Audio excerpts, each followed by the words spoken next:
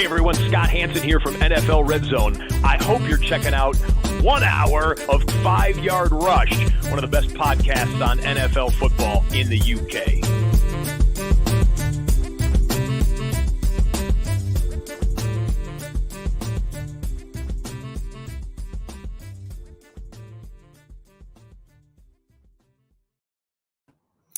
Hello and welcome to the 5 Yard Dynasty Show. My name is Hannah. As usual, I'll be your host for this evening, and week 6 is in the books. It was actually one of the lowest scoring weeks for fantasy for some time. I think we'd have been spoilt really a little bit these last few weeks with these really high scoring games and players, but it's come crashing down to earth a little bit this week and it's been a bit of a quieter week. So let's take a look at those top scorers of the week. So at quarterback, not been in the top 3 for a long time. It's actually quarterback 1, Dak Prescott. He scored 24.9 fantasy points. QB2, the Dolphins always seem to have someone up there. And of course, Tua Tagovailoa scored 22.5 fantasy points. QB3, Jared Goff. Him and those Lions seem to be playing fantastically well this season. He scored 22.4 fantasy points. At running back, this guy always seems to be somewhere in the top 3. And of course, this week he was back at running back 1. That's Raheem Mostert, once again, of the Dolphins. He scored 34.2 PPR points. He actually was the highest scorer of the week this week. Running back 2, really getting that workhorse role in the Jaguars offense now. Travis Etienne scored 23.3 PPR points. And then at running back 3, Kyren Williams of the LA Rams. He again was also getting a workhorse role. Unfortunately went down with injury. We'll talk about that in a minute. He scored 21.8 PPR points. Taking a look at the wide receivers, wide receiver 1 this week, Amon-Ra St. Brown, 30.4 PPR points. So that Detroit Lions stack really would have helped you out if you had him and Goff on your team. Wide receiver 2, this guy has really been putting in the points and seems to be getting those targets. That's Adam Thielen. He's actually someone we'll be discussing a little bit later as well. He got 28.5 PPR points. And then at wide receiver 3, another Dolphin here on this list, Tyreek Hill, with 28.3 PPR points. Again, a great stack if you had it, the Hill to a stack. That seems to have served people really well so far this season with this explosive dynamic offense. Looking at tight ends, back at the top, the king of the tight ends, Travis Kelce, with 21.4 PPR points, and he was way out in the lead this week because coming in at tight end 2 was Dalton Schultz with 16.1 PPR points. And putting another great performance this week, Kyle Pitts with 14.3 PPR points. I swear every time I say someone in the stock down list, they turn over some fantastic games and seem to start to perform. So maybe I need to start shouting out some more players that are on my teams to see if they can start performing and actually winning me some games.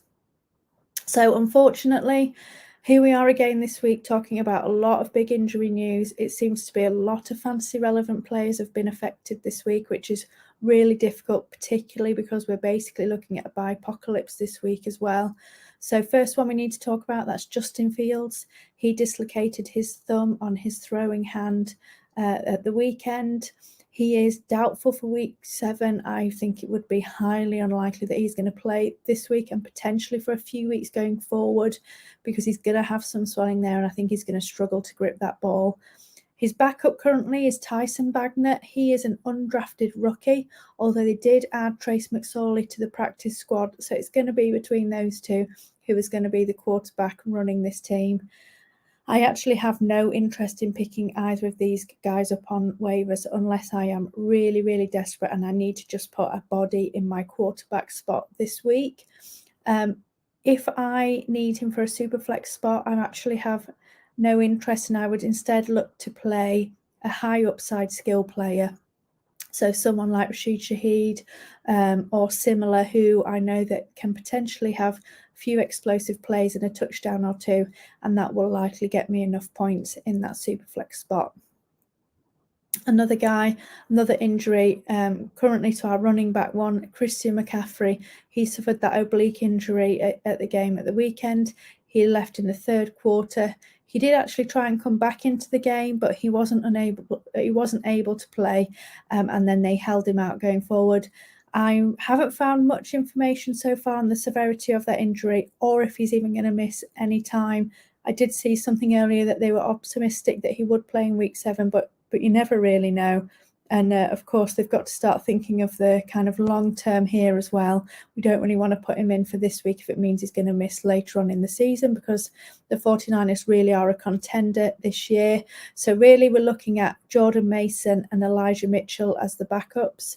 So historically, we know Mitchell has had this primary backup role. He's had that for the last few seasons. But of course, last week we did see that actually when CMC went out, Mason had more of the opportunities than Mitchell did. I think it is important to note that Mitchell was coming off an injury of his own, so there may be some reasons that he didn't actually see as much playing time. But I do think this backfield is something to monitor if CMC starts to miss significant time. I think ultimately this is probably going to be some sort of timeshare between these two players.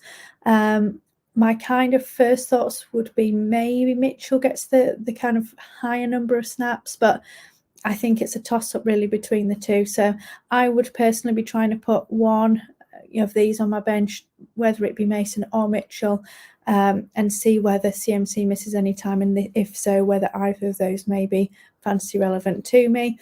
Sticking with the 49ers, of course, Debo also left with a shoulder injury this week. I couldn't find very much information at all about the severity of this injury, but if he does have to miss time, this of course will give a bump to the other pass catchers, Brandon Ayuk and George Kittle, whilst he is out. Ryan Tannehill suffered that ankle injury, seems to be a high ankle sprain, so I think he's going to be out for a number of weeks. He wasn't playing particularly well when he was kind of healthy, so I don't actually think this is probably too much of an issue. I mean, they've been barely fantasy relevant at all. Obviously, now his backups are Malik Willis and Will Levis. Willis came in as relief on Sunday and just was not it. He didn't play particularly well. He was sacked many times. I think we'll probably end up seeing Will Levis coming in at some point just to see what he can do. But it makes me a bit nervous because he was third on the depth chart coming into this week, which makes me think that he hasn't shown anything to the team so far. So I don't really have too much confidence that he will have any fantasy relevance.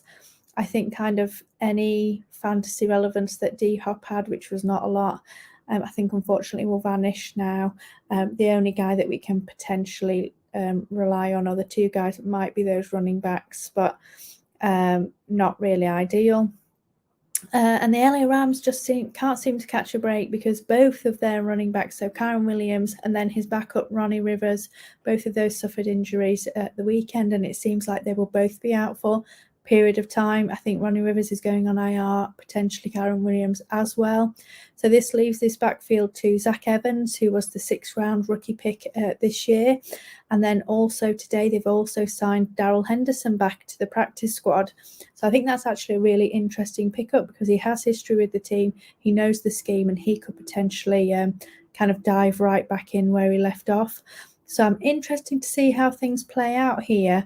I would add one or both of them as speculative ads just to see who potentially gets the lead in this backfield. But I do, again, think there's a chance that it could be a bit of a timeshare if they're not really massively happy with either of them. Just to note, like I said earlier, it is Bye-Apocalypse, unfortunately, this week. So on buys this week, we've got the Panthers, the Bengals, the Cowboys, the Texans, the Jets, and the Titans. So I think it might be a struggle trying to field a team this week. But all we can do is do our best and look for those high upside flex players that we can pop into our slots and hope that they can have some boom weeks that will help us out. So as usual, let's take a look first at our stock up players who have had good performances over the start of the season or this last 1 or 2 weeks that have taken our notice and potentially bumped their stock in Dynasty leagues, which means we can either look to sell them or keep an eye on them to see if we feel that this is someone that we might want to acquire on our teams. So the first guy is Jameson Williams. He hasn't really shown much of anything since he entered the NFL last season. Obviously, we know a lot of that was due to injury. So initially, he was recovering from the ACL injury suffered in college. And then, obviously, the next thing was the gambling ban that he had to the start of the season. Of course, that ban was overturned and he's managed to come back a little bit earlier. But he also did have an injury in the off-season and the pre-season that he's been recovering from too. I kind of felt like the vibe around him this off-season, from within the team wasn't that great. And I think they weren't particularly impressed with him.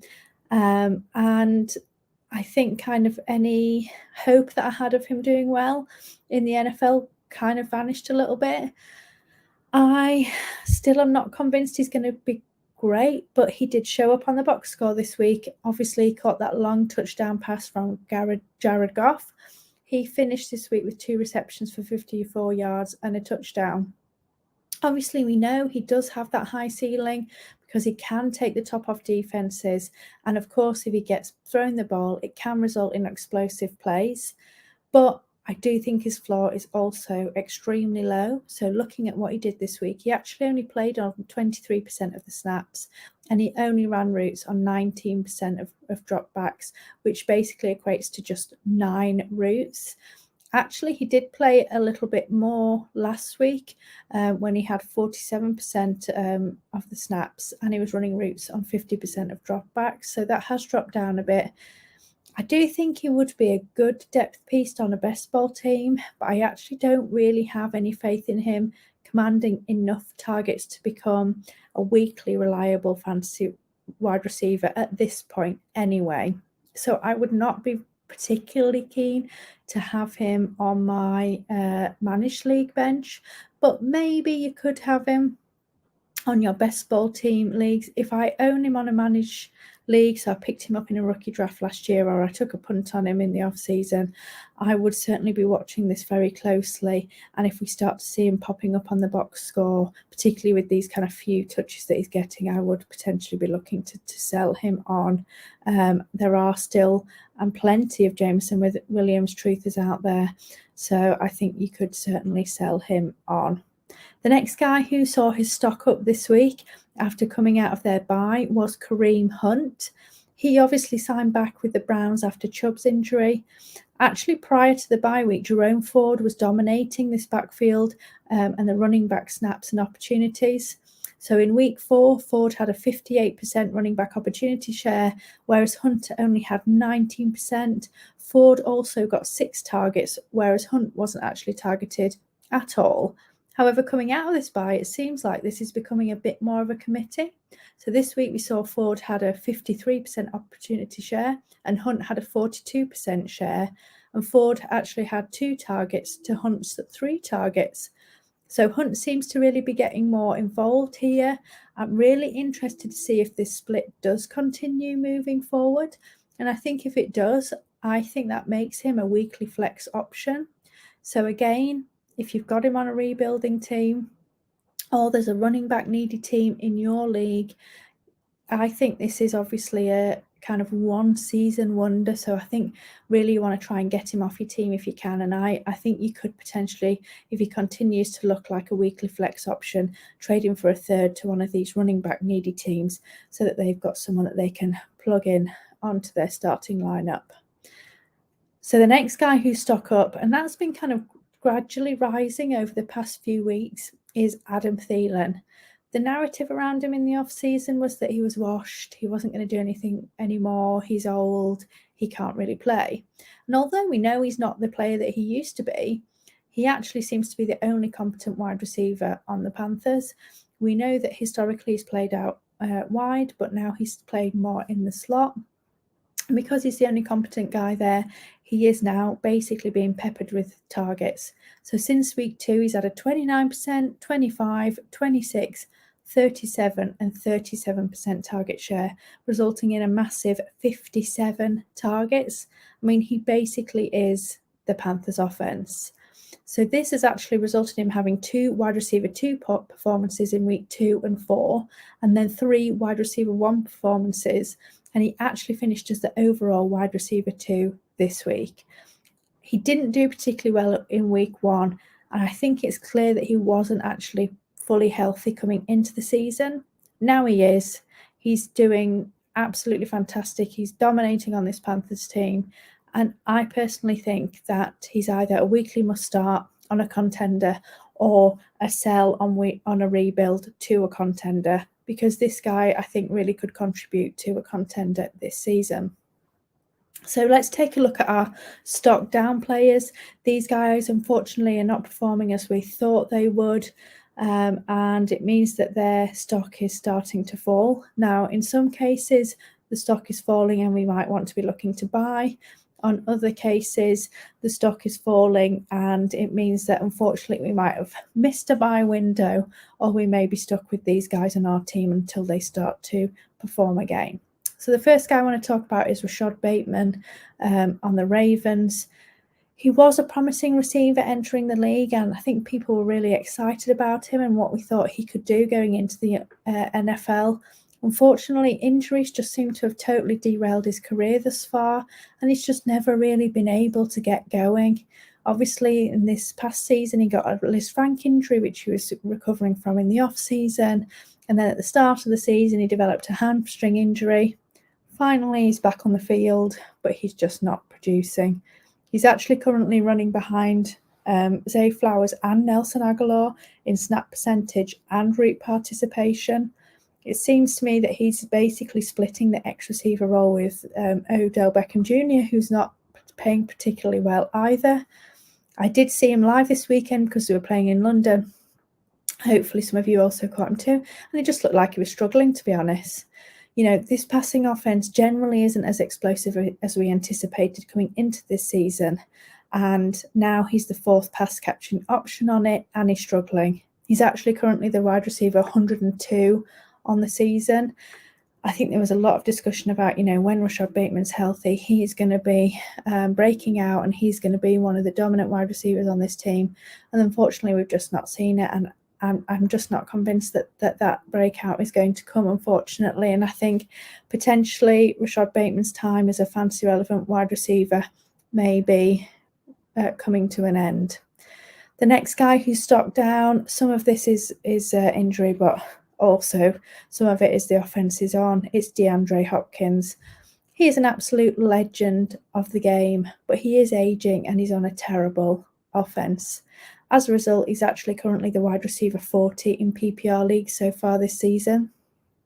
Ryan Tannehill, as we said earlier, went down with an ankle injury in London and then ultimately left the stadium on crutches. There is a bye week this week.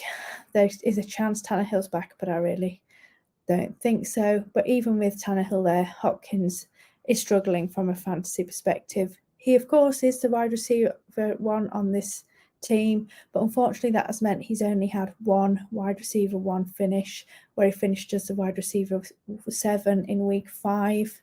Since then, or before then, he's had a wide receiver 26, wide receiver 62, wide receiver 61, wide receiver 38, and wide receiver 80 finish.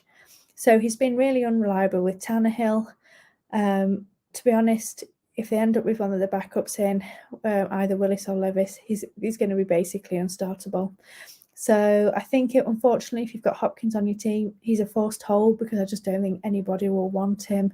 I think you're going to have to hold him on your bench, hope that Tannehill comes back or he's traded or something happens where he's a tiny bit more relevant and you can ride him until the wheels fall off. But unfortunately, I think Hopkins has lost all of his dynasty value at this point.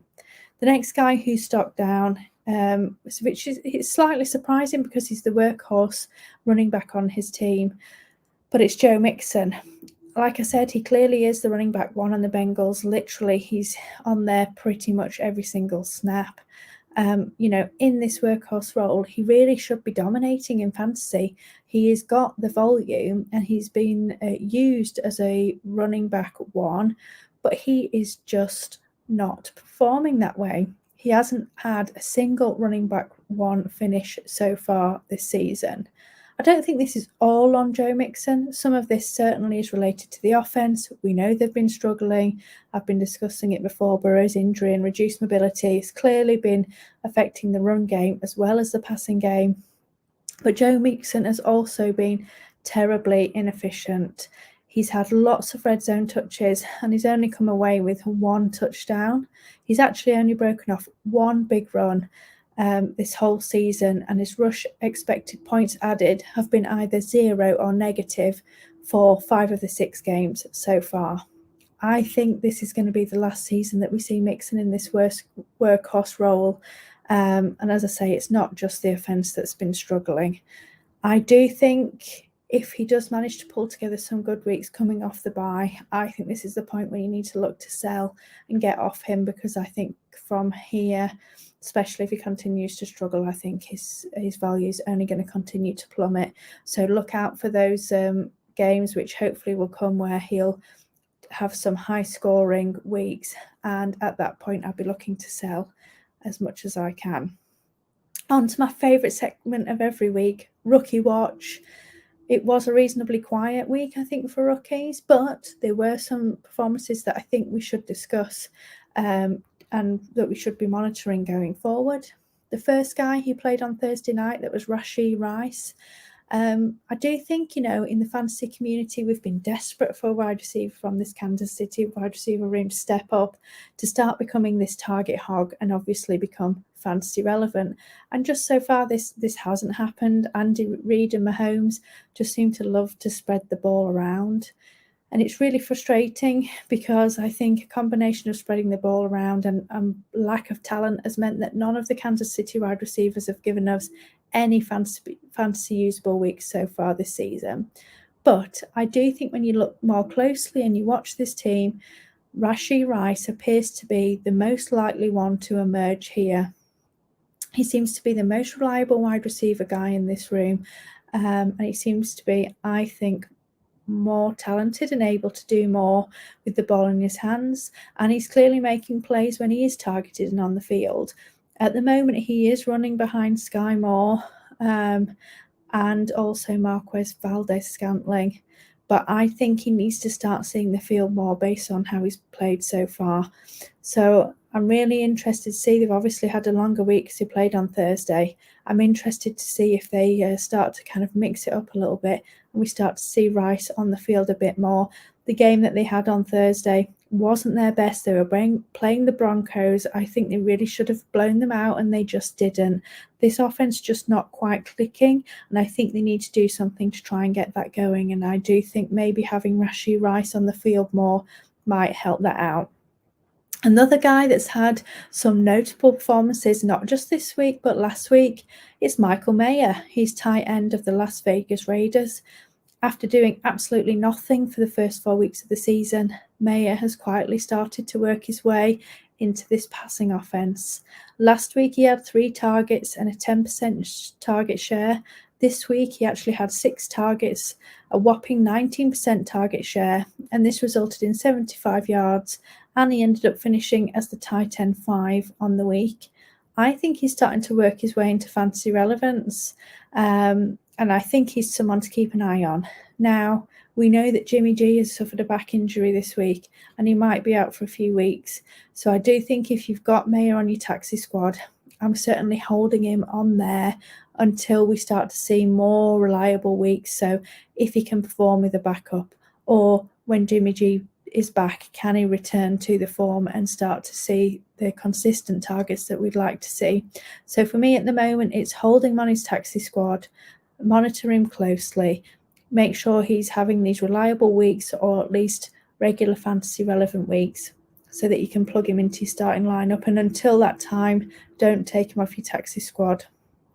So the next guy I'd like to discuss, again, not massively fantasy relevant so far, but I do think maybe we're starting to see a bit more from him. That's Jackson Smith-Njigba.